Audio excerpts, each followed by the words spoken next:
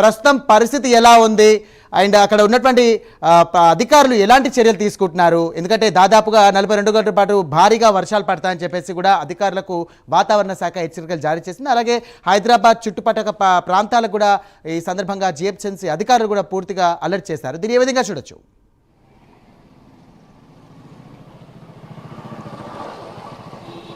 ఉత్తర తెలంగాణ జిల్లాలకు వాతావరణ శాఖ అధికారులు హెచ్చరికలు జారీ చేసినటువంటి పరిస్థితులు కనబడుతున్నాయి. వరంగల్, అటు మహబూబాబాద్, కొత్తగూడెం జిల్లా కావచ్చు, ఇటు ఆసిఫాబాద్, కరీంనగర్ జిల్లాలకు సంబంధించినటువంటి అధికారులు అలర్ట్గా ఉండాలని వాతావరణ శాఖ అధికారులు హెచ్చరించినటువంటి పరిస్థితి కనబడుతుంది. నిన్న మొన్న కురిసినటువంటి వర్షాలతో ప్రజలు అనేక ఇబ్బందులు పడుతున్నారు. కొంత ఈరోజు గ్యాప్ ఇచ్చినప్పటికీ కూడా నిన్న వర్షాలు కురిసినటువంటి నేపథ్యంలోనే ఇప్పుడిప్పుడే కాలనీలకు సంబంధించినటువంటి వాటర్ బయటకు వెళ్తున్నటువంటి పరిస్థితి కనబడుతుంది. వరంగల్ నగరంలో ఇప్పటికే 12 కాలనీలకు సంబంధించి కూడా నీట మునిగి మొత్తం ఇంట్లో సామాగ్రి అంతా తడిచిపోయినటువంటి పరిస్థితి కనబడుతుంది. వరద బాధితులందరినీ పునరావాస కేంద్రాలకు అధికారులు తరలించినటువంటి పరిస్థితి కనబడుతుంది. వరంగల్ నగరంలో 5 చోట్ల పునరావాస కేంద్రాలను అధికారులు ఏర్పాటు చేశారు. మొత్తం కూడా క్షేత్రస్థాయిలో పోలీసు అధికారులు కావచ్చు, రెవెన్యూ అధికారులు పర్యవేక్షిస్తూ క్షేత్రస్థాయిలో చెరువులు, కుంటలు ఎట్లా ఉన్నాయి, వాటి మత్తడి పోస్తున్నాయా, లేదంటే మత్తడి పోస్తే గ్రామాలకు అయినా ఇబ్బందులు తలెత్తేటువంటి అవకాశం ఉన్నట్టు కూడా జిల్లాల కలెక్టర్లు కావచ్చు, స్థానిక ఎమ్మెల్యేలు, ప్రజాప్రతినిధులంతా కూడా స్థానికంగా పర్యటిస్తూ ప్రజలను అప్రమత్తం చేస్తున్నటువంటి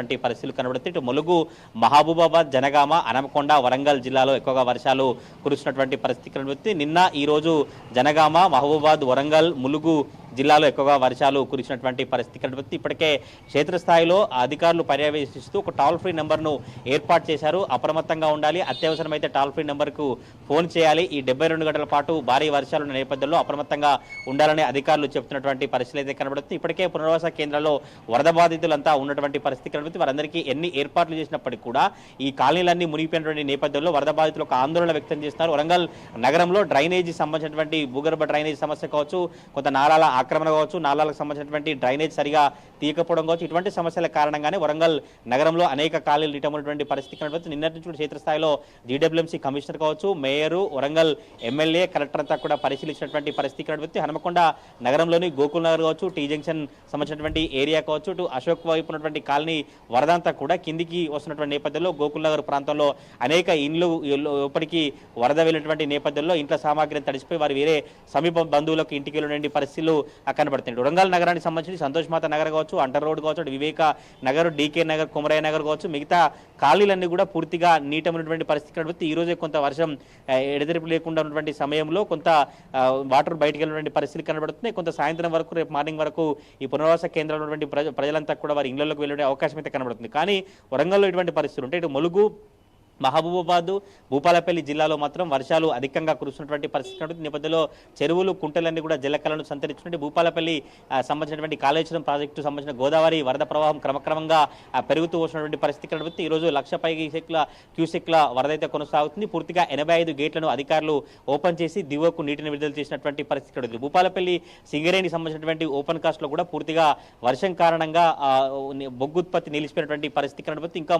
2-3 రోజులు వర్షాలు ఉన్న నేపథ్యంలో బొగ్గు ఉత్పత్తి నిలిచిపోతున్నారు. అధికారులు అంచనా వేసినటువంటి పరిస్థితి తీవ్ర నష్టం వాడిందంటూ కూడా సింగరేణి సంబంధించిన అధికారులు అభిప్రాయాన్ని వ్యక్తం చేసినటువంటి పరిస్థితి కనబడుతుంది. ములుగు జిల్లాకు సంబంధించి కూడా రామప్ప కావచ్చు, లక్నవరం సరస్సు కావచ్చు, రామన్నగూడెం దగ్గర పూర్తిగా గోదావరి ప్రవాహం కొనసాగుతున్నటువంటి పరిస్థితి కనబడుతుంది. ఇప్పటికే ములుగు జిల్లా ప్రజలు కావచ్చు, అధికారులు అందరూ అప్రమత్తంగా ఉండాలి.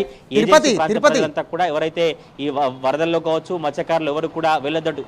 రైట్ తిరుపతి, ప్రస్తుతానికి చూసుకున్నట్టయితే 2వ రాజధానిగా పిలువబడే వరంగల్ నగరం కూడా నిన్న చూసుకున్నట్టయితే దాదాపు పూర్తిగా మునిగిపోయినటువంటి పరిస్థితి మనం చూసాం. ఎందుకంటే అక్కడ పూర్తిగా కబ్జాలు, మరి అలాగే నాలాల పూడికతీత కూడా తీయలేదని చెప్పేసి స్థానికులు ఈ విధంగా ఆగ్రహం వ్యక్తం చేసినటువంటి పరిస్థితి కూడా మనం చూసాం. ఇప్పుడు ప్రస్తుతానికి రాబోయే 48 గంటల్లో కూడా భారీ వర్షాలు పడే అవకాశం ఉన్నట్టుగా ఇక అన్ని జిల్లాలకు కూడా ఈ యొక్క వాతావరణ శాఖ రెడ్ అలర్ట్ కానీ ఎల్లో అలర్ట్ వివిధ రకాలుగా అలర్ట్ జారీ చేసింది. సో ఇప్పటికైనా అధికారులు స్పందించారా? తగిన చర్యలు తీసుకునే అవకాశం ఏమైనా కనిపించిందా?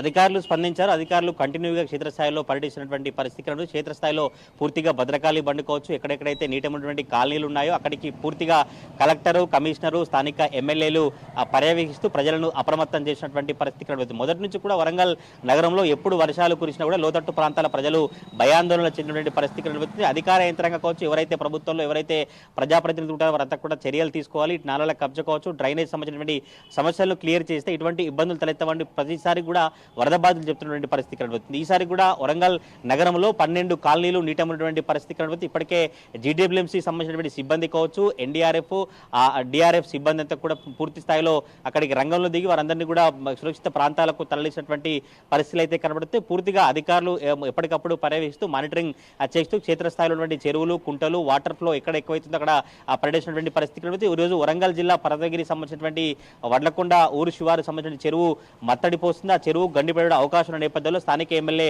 నాగరాజు కావచ్చు, వరంగల్ జిల్లా కలెక్టర్ సత్యశారది కూడా అక్కడ పరిశీలించి ఇరిగేషన్ శాఖ అధికారులతో మాట్లాడి మత్తడి పడకుండా, చెరువుకు ఇబ్బంది తలెత్తకుండా, కింద నుండి దిగువ గ్రామాలకు ఎటువంటి సమస్య ఉండకుండా అక్కడ పర్యవేక్షించి అధికారులతో మాట్లాడే పరిస్థితి కనబడుతుంది. అక్కడ మొత్తం పూర్తిగా వరంగల్ జిల్లా వ్యాప్తంగా కలెక్టర్ సత్యశారదేవి కావచ్చు, స్థానిక ఎమ్మెల్యేలు పర్యటించినటువంటి పరిస్థితి. హన్మకొండ నగరానికి సంబంధించి జీడబ్ల్యూఎంసీ కమిషనర్ కావచ్చు, స్థానిక ఎమ్మెల్యే నారాయణ కూడా ఎప్పటికప్పుడు కలెక్టర్ పర్యవేక్షించినటువంటి పరిస్థితి కనబడుతుంది. ఇంకా రానున్న 72 గంటల పాటు వర్షం ఉన్న నేపథ్యంలో ప్రజలు అందరూ అప్రమత్తంగా ఉండాలని అధికారులు ఒక టోల్ ఫ్రీ నెంబర్ని ఏర్పాటు చేసి క్షేత్రస్థాయిలో పర్యటించినటువంటి పరిస్థితులు అయితే కనబడతా ఉన్నాయి. Sai, right, thank you Tirupati.